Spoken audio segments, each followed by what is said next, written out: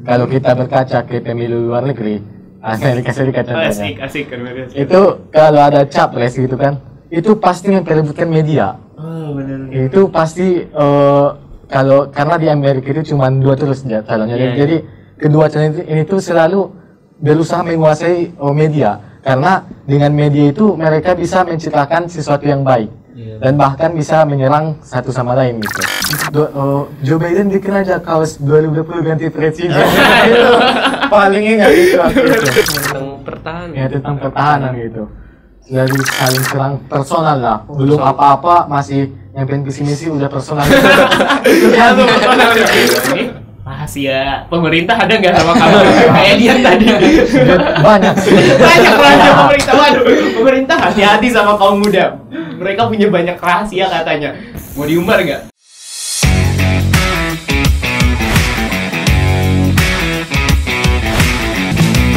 Nongkrong yuk. Nah, sahabat Star FM, tadi kita kan udah bahas tentang kepemimpinan mereka selama menjabat jadi ketua OSIS. Nah, kita mau balik lagi nih tentang dunia politik.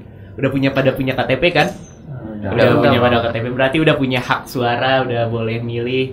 Tapi udah menentukan pilihannya belum ini? 1, 2, 3. Iya.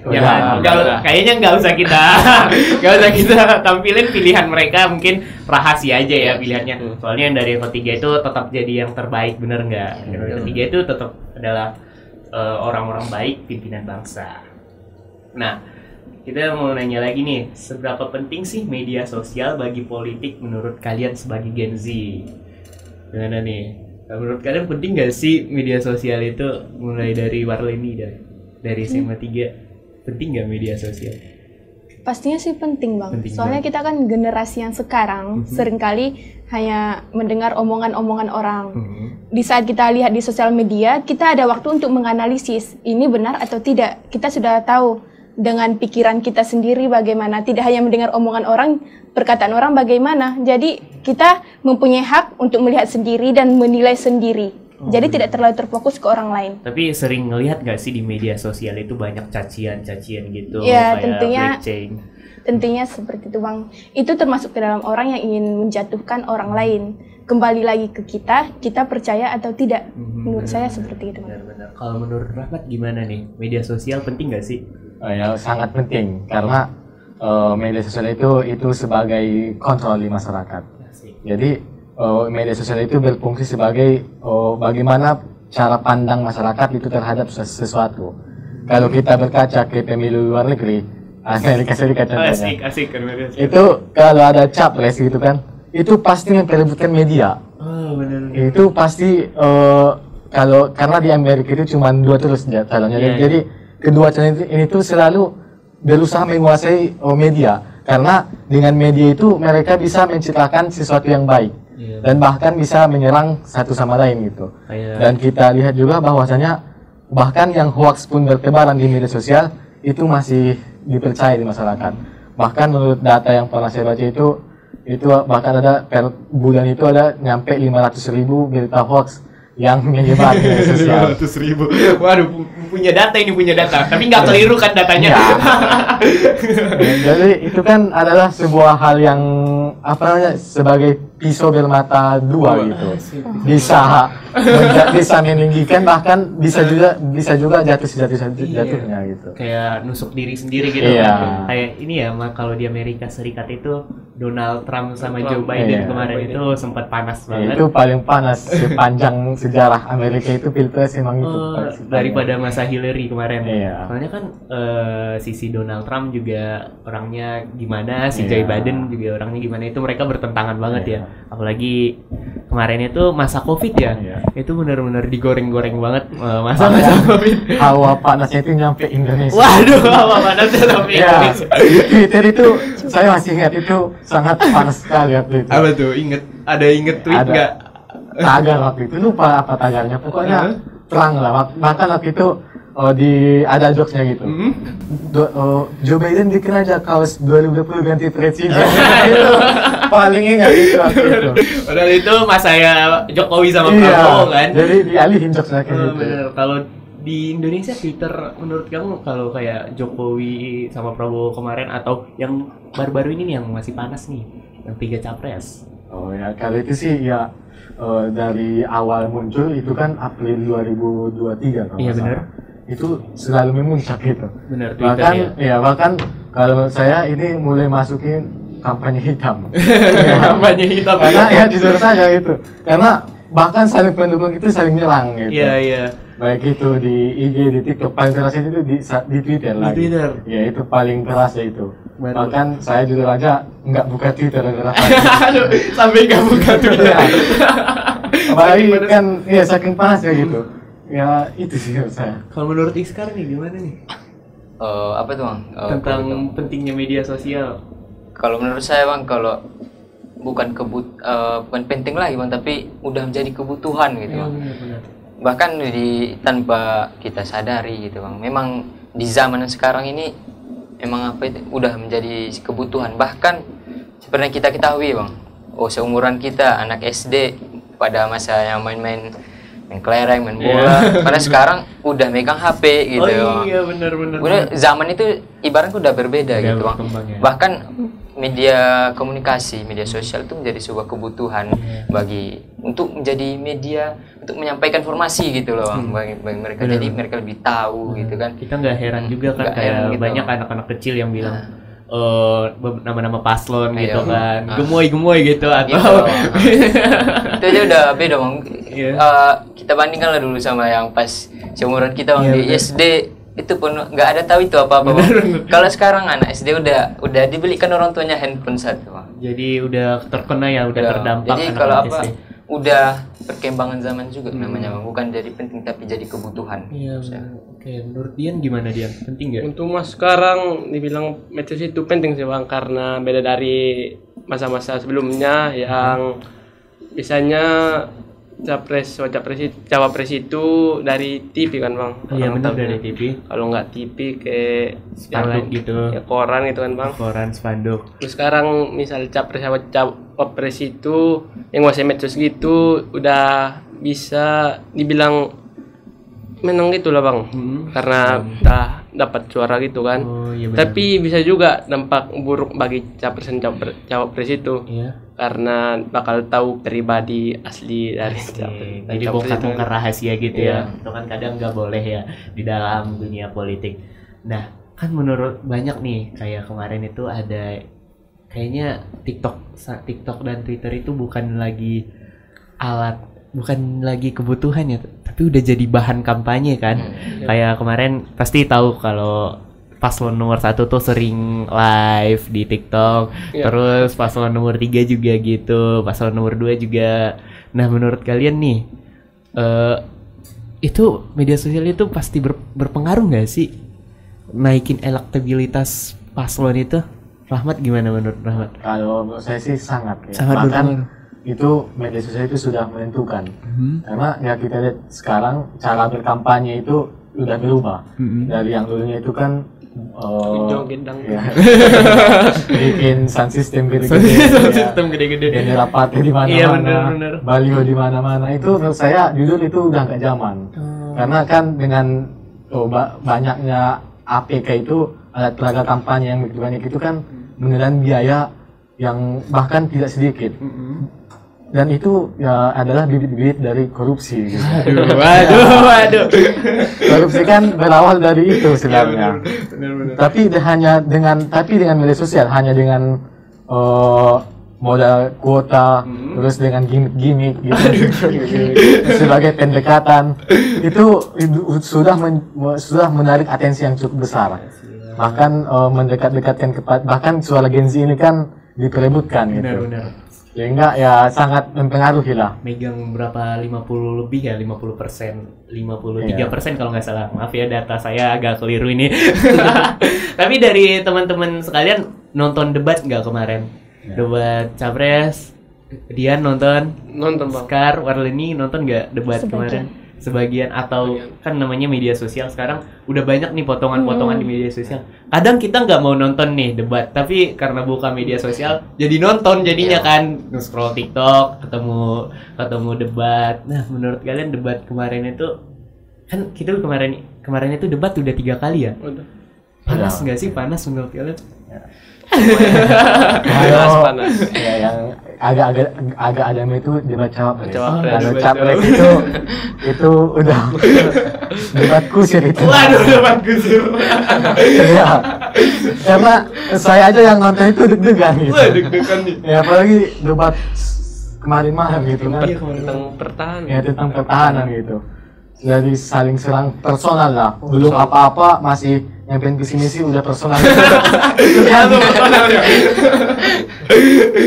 Jadi, aduh, banyak yang hal-hal nggak etis ya Iya. terjadi di debat kemarin menurut Rahmat nih. Kalau menurut Iskar, debat kemarin itu worth it nggak sih buat kita kaum Gen Z? Kalau menurut saya bang, worth it sih, Bang. Worth it, masih worth it ya buat kita anak muda.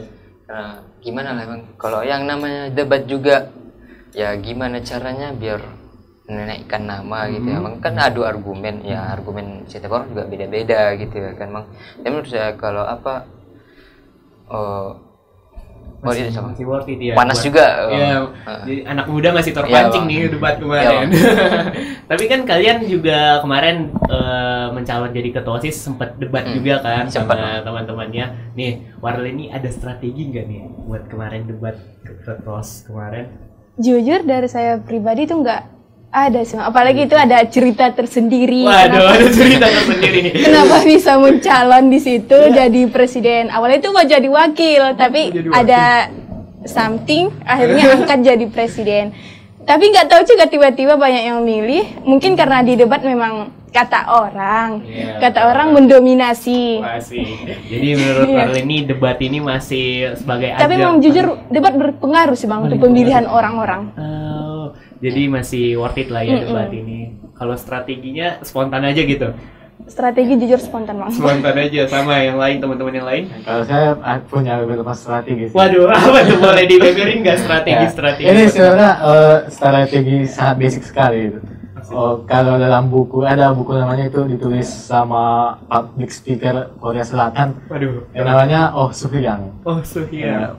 Kalau nggak salah judul bukunya itu bicara itu ada seninya. Asik bicara. Itu di dalam buku itu disebut kalau kita bilang data dalam suatu perkataan dalam debat lah contohnya. Kita nyebut data maka tanpa tersadar alam bawah sadar penonton itu bakal mengikut. Itu sih rahasianya.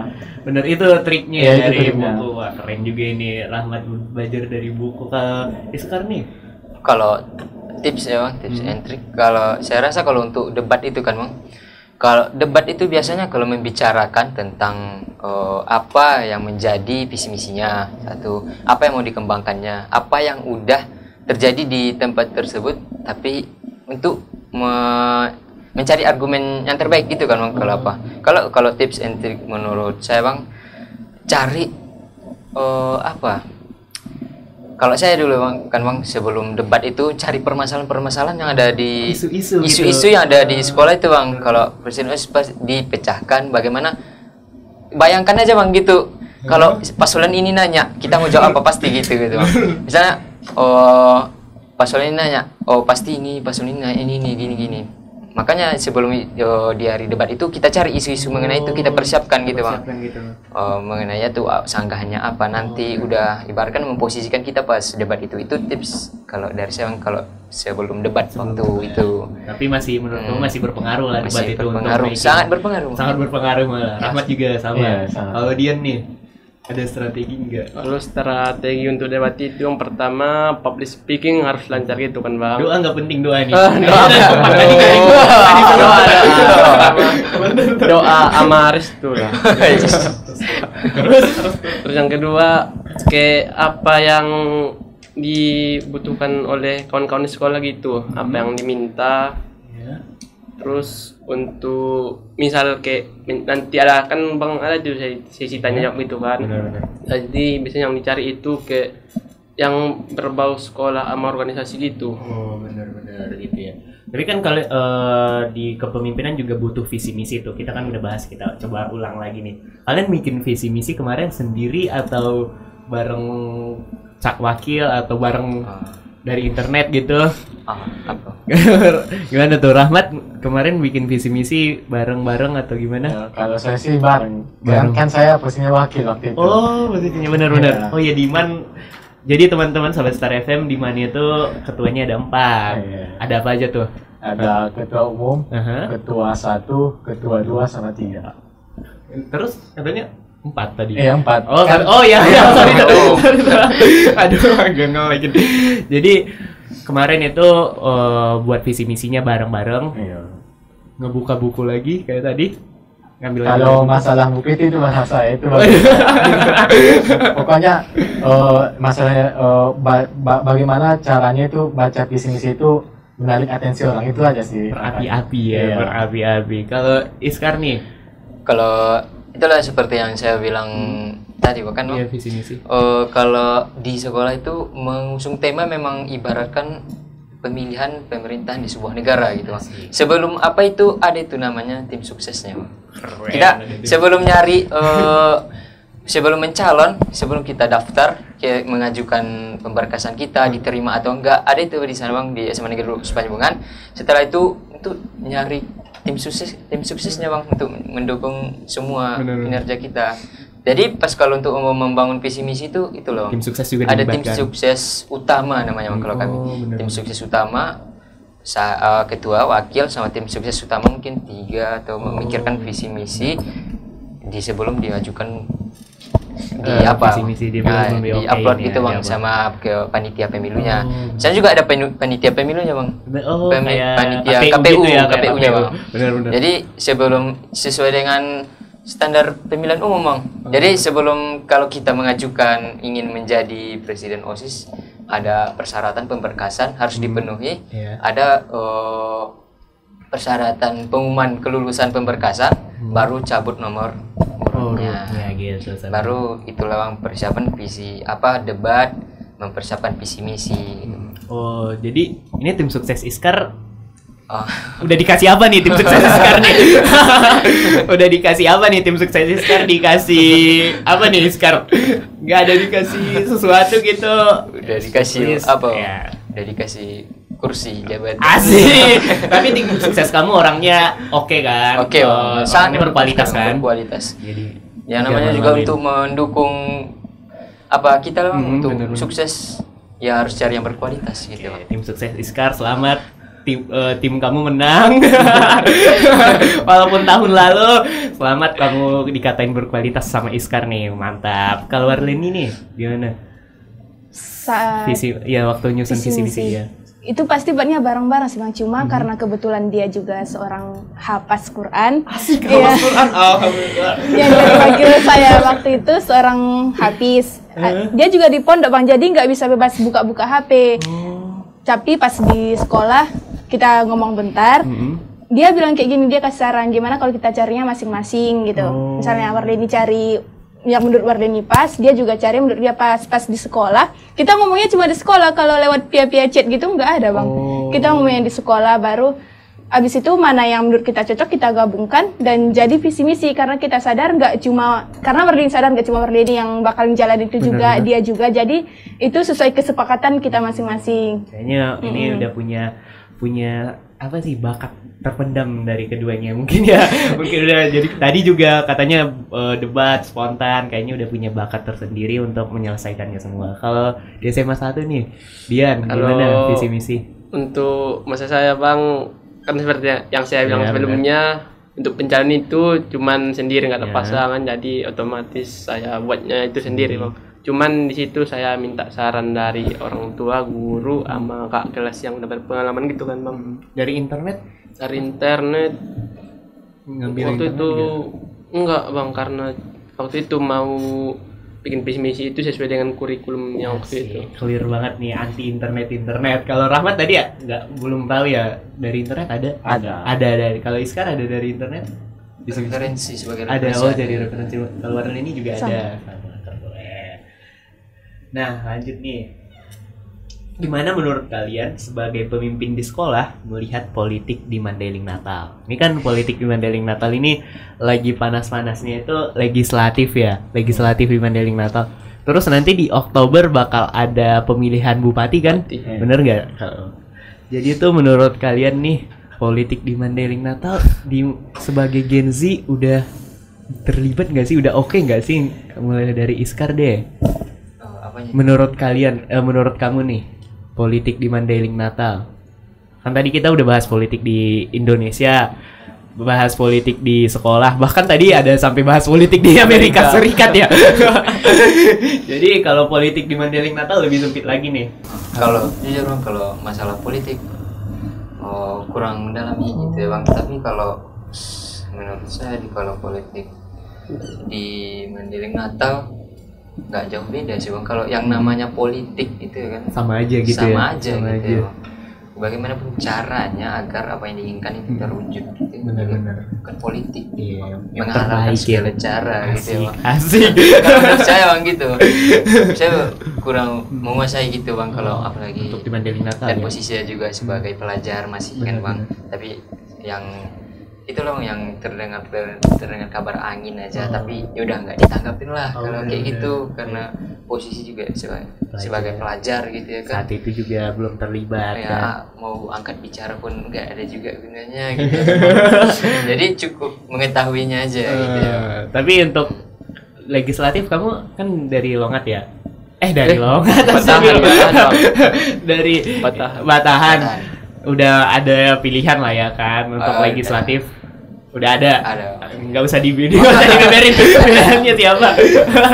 Nih, berarti menurut Iskar itu masih belum ya, menurut di Mandailing Natal itu politiknya masih belum booming lah ya, belum menarik anak-anak muda. Kalau menurut Dian gimana?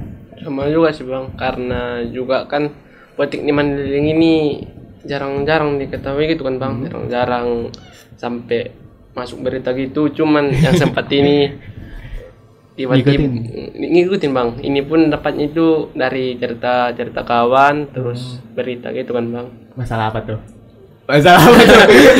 Ngikutin katanya masalah apa tuh? Masalah apa? Tentang korupsi gitu kan Bang. Aduh, tentang korupsi. Kejahatan juga. Cuman mungkin nggak bisa dibilang. Kalau tadi bilang katanya rahasia sahabat Star FM, rahasia Dian dengan pemerintah Mandailing, dia punya rahasia nih. Pemerintah Mandailing hati-hati, Dian punya rahasia. Kalau menurut Karl ini tertarik nggak sama politik di Mandailing sebagai anak muda?